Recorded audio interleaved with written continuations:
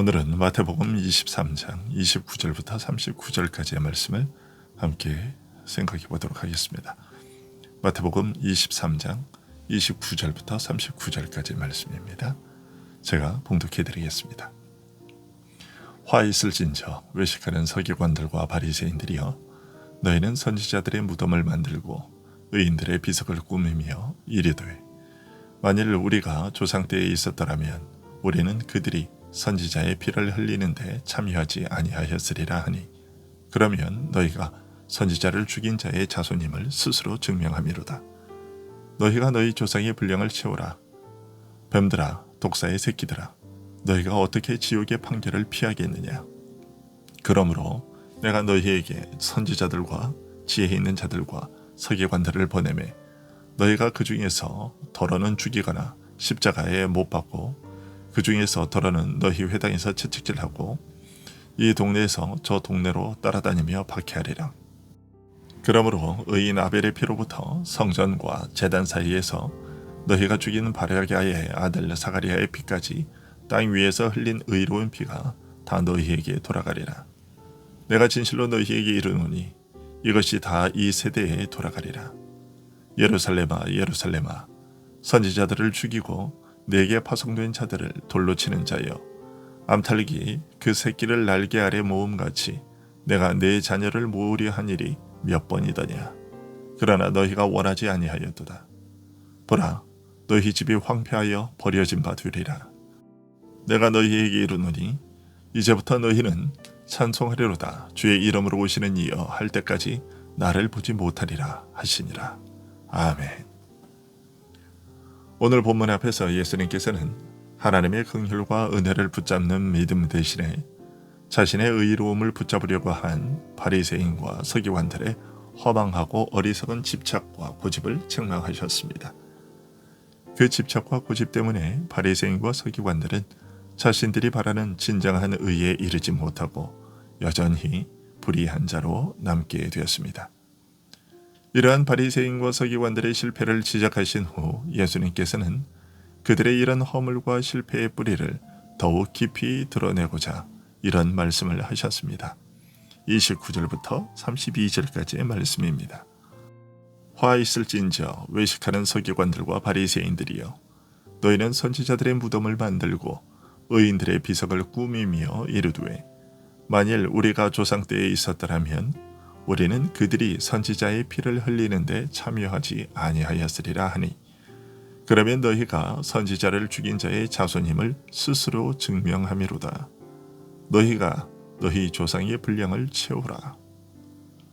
서기관과 바리새인들이 그들의 조상들에 의하여 죽임을 당한 선지자와 의인들을 위하여 무덤을 쌓고 비석을 꾸미는 것을 보고 하신 말씀입니다.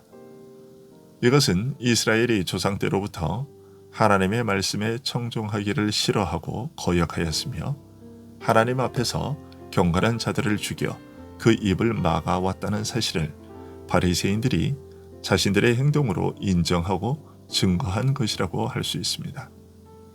하나님의 말씀과 뜻에는 아랑곳하지 않고 자기 소견에 오른 대로 행하는 이스라엘에게 하나님께서는 끊임없이 선지자들을 보내어 바른 길을 전하며 권면하고 타일러 그 마음을 돌이키고자 하셨습니다. 하지만 이스라엘은 이러한 선지자들의 말을 듣고 회개한 적이 없었습니다. 참된 선지자들은 예외 없이 그들의 핍박을 받아 고생했고 대부분 죽임을 당했습니다. 그러면서도 정작 그들은 자신은 스스로 하나님의 뜻을 따르고 있다고 생각했습니다. 예루살렘이 함락되는 그 순간까지도 그들은 자신들이 옳다고 생각하면서 하나님의 뜻을 바로전하는 예레미야를 오히려 거짓 선지자로 몰아서 지하 감옥에 가두어 죽이려 했습니다. 서기관과 바리새인들은 이처럼 하나님의 말씀을 진실하게 전하려 하다가 죽은 선지자들의 무덤을 쌓고 의인들의 비석을 꾸밈으로써 과거 이스라엘의 역사가 하나님께 반역했던 역사라는 사실을 스스로 인정했던 것입니다. 그런데 흥미로운 것은 바리새인과 서기관들이 이러한 조상의 악행을 비난하고 정죄하면서 말하기를, 만일 우리가 조상 때에 있었더라면 우리는 그들이 선지자의 피를 흘리는데 참여하지 않았을 것이라고 말한 것입니다. 한편으로는 조상들의 행위가 악하다고 인정하고 정죄하는 동시에 자신들은 그런 조상들과는 결이 다르다고 말한 것입니다. 과거 우리 조상들은 선지자들을 죽여 하나님의 말씀을 거부하고 반역했으며 그 결과 바벨론으로 끌려가 오랫동안 심판의 고초를 겪었지만 지금 자신들은 그때의 조상들과는 다르다고, 자신들은 의롭다고 생각한 것입니다. 하지만 이런 생각을 갖고 있는 바리새인과 서기관들에 대한 예수님의 평가는 달랐습니다. 예수님은 지금 바리새인들과 서기관들이 예수님께 행하고 있는 것은 그들의 조상들이 선지자들에게 했던 것과 하나도 다르지 않다고 하셨습니다. 과거 조상들의 불신앙과 무지와 악행을 그대로 물려받은 자손들이라고 하셨습니다. 그래서 그들에게 너희가 너희 조상의 분량을 채우라고 하신 것입니다. 바리새인과 서기관들이 조상들의 불신앙과 죄악을 그대로 물려받았은즉 조상들의 잘못을 그대로 답습하게 될 것이며 결국 조상들의 죄악의 분량을 마저 채우게 될 것이라고 하신 것입니다. 예수님께서는 그들의 영적 실상을 명백하게 드러내어 말씀하시기를 뱀들아, 독사의 새끼들아, 너희가 어떻게 지옥의 판결을 피하겠느냐라고 하셨습니다. 그들이 의로운 자인 것처럼 행세하지만 사실은 마귀에게 속한 자들로서 아비 마귀의 행사를 본받아 행하는 자들이라고 밝히시고 그들은 결코 지옥의 심판을 면할 수 없을 것이라고 선언하신 것입니다. 이런 예수님의 책망의 말씀을 주의 깊게 살피면 그 중에서 한 가지 미묘한 변화가 진행되고 있음을 발견할 수 있습니다. 처음에는 바리새인과 서기관들에 대한 책망으로 시작했지만 점점 그 대상이 확대되고 일반화되고 있다는 것을 발견하게 된 것입니다. 서기관과 바리새인들의 이러한 모습이 그들에게만 국한된 것이 아니라 이스라엘 전체의 모습을 반영하고 대변하고 있다는 사실을 은연중에 지적하신 것이죠. 그리고 조상들이 저질렀던 죄악의 역사가 예수님 당시의 이스라엘에게서도 계속 이어질 것을 내다보시고 예언하셨습니다.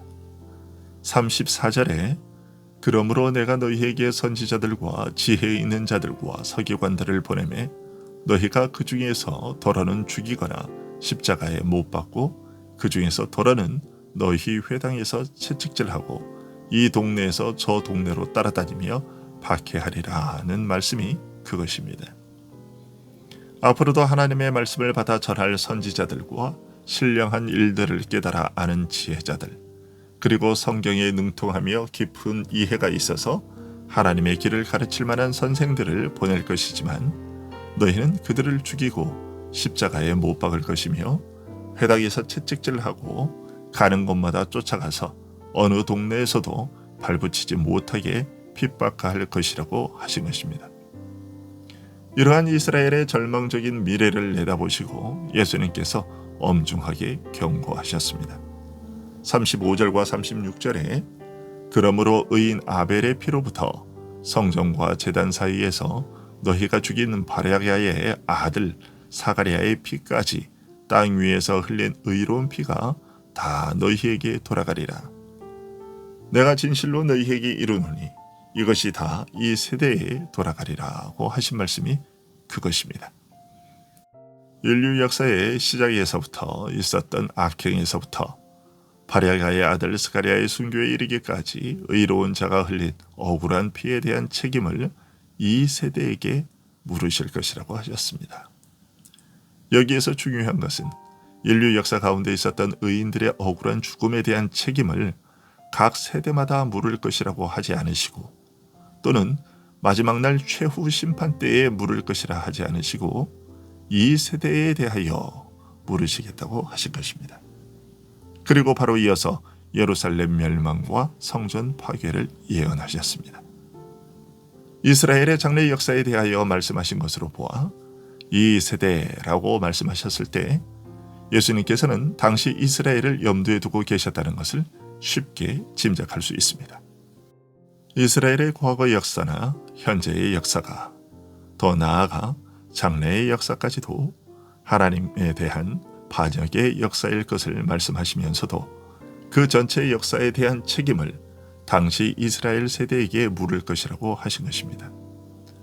이것은 당시 세대가 이스라엘 역사나 더 나아가서 인류 역사 전체에 있어서 특별한 의미를 갖는 세대라는 것을 뜻합니다. 인류가 범죄한 이후 죽음의 저주 아래에 처하게 된 불행한 역사 가운데 성자 하나님께서 사람이 되어 이 땅에 계시던 그 시대가 인류 역사에 있어서 특별한 의미를 가질 것은 당연했습니다. 인류를 죄악과 저주의 구렁텅이에서 건지실 메시아가 찾아와 계신 그 세대가 중대한 의미를 가질 것은 명백한 일이었습니다. 그리스도께서 이제 우리 죄인을 위하여 하나님께서 죽으시고 다시 부활하시며 승천하여 만유의 왕이 되실 일은 인류 전체 역사와 이스라엘 역사를 결정적으로 바꾸어 놓을 대사건이었습니다. 따라서 그 일이 이루어질 그 세대는 인류 전체 역사가 바뀌는 특별한 세대였습니다. 하지만 안타깝고 도저히 이해할 수 없는 일은 이런 축복과 은혜를 먼저 약속받은 이스라엘이 그리스도를 부인하고 배척했다는 사실입니다. 그 누구보다 메시아를 환영해야 할 성경 교사들이 오히려 선두에 서서 예수님을 불신하고 배척하고 죽이려 했습니다.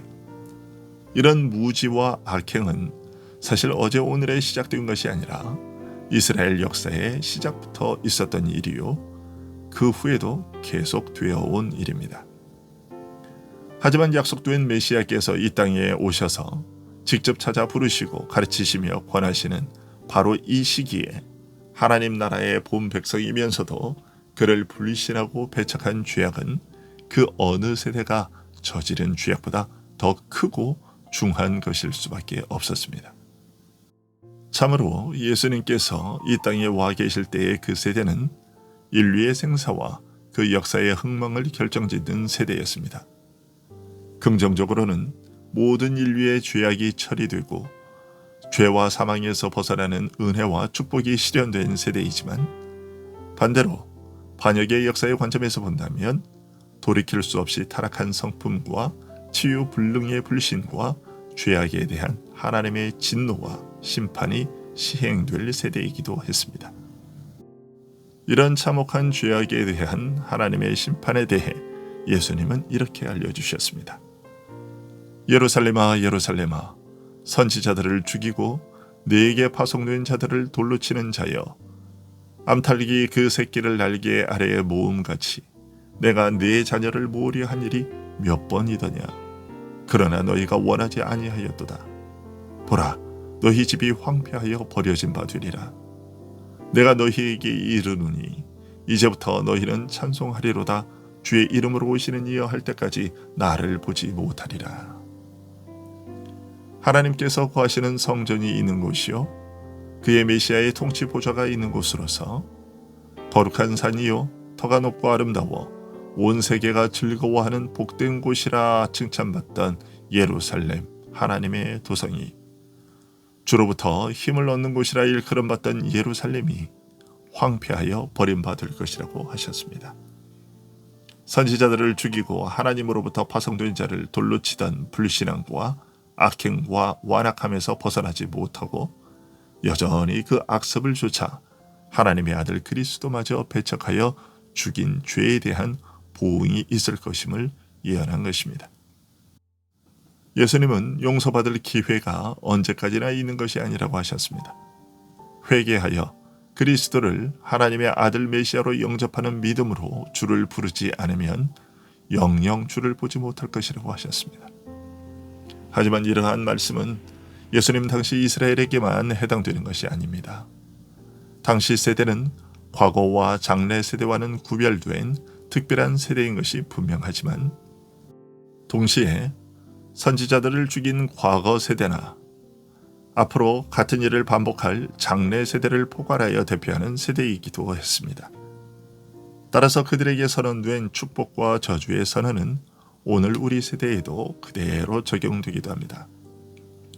이것을 명심하고 복음이 선포될 때에 그리스도를 영접하는 일을 뒤로 미루거나 회개의 일을 뒤로 미루는 어리석음을 범하지 말고 말씀이 선포될 때에 즉각적으로 회개하고 그리스도를 영접하고 그를 의지하는 자들이 되어야 할 것입니다.